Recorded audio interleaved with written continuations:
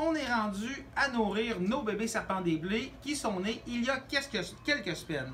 As-tu envie de manger, Coco? Ce que je vais faire, c'est que je vais prendre un bébé souris décongelé. C'est de la taille du corps de mon animal. Je vais mettre la souris dans un contenant. Je vais mettre le repas, le serpent dans le contenant. On fait attention, pas le fermer sur sa tête ni sur sa queue. Excellent! C'est que là, on va poursuivre ainsi de suite. On va tout isoler les bébés pour les faire manger de façon individuelle. Ça va nous permettre aussi de les monitorer, savoir qui mange pas. Bien ici, mon petit loup, comme ça. Normalement, ils devraient manger dans l'heure qui vont suivre. On peut le voir avec le spécimen qui est ici. Lui, ça n'a pas été long. Il a commencé déjà à manger sa souris décongelée.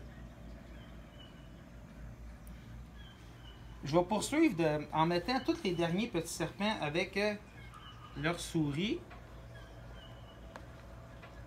Il va y avoir aussi des trucs pour les stimuler à manger. Je vous suggère de donner, les faire manger comme ça dans un contenant, dans un espace qui va être obscur, un espace qui va être noir. Ça va les stimuler.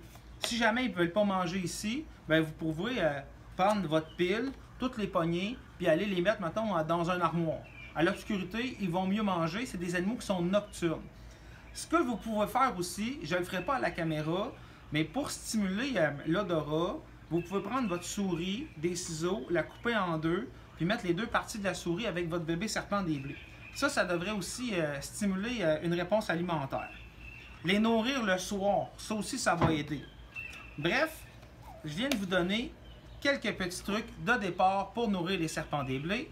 Je vous suggère de me poser des questions en dessous de la vidéo si vous en avez. On fait des pouces bleus parce qu'on aime les bébés serpents des blés. On s'abonne à la chaîne YouTube de Monsieur Reptile. Puis on fait des likes sur notre page Facebook.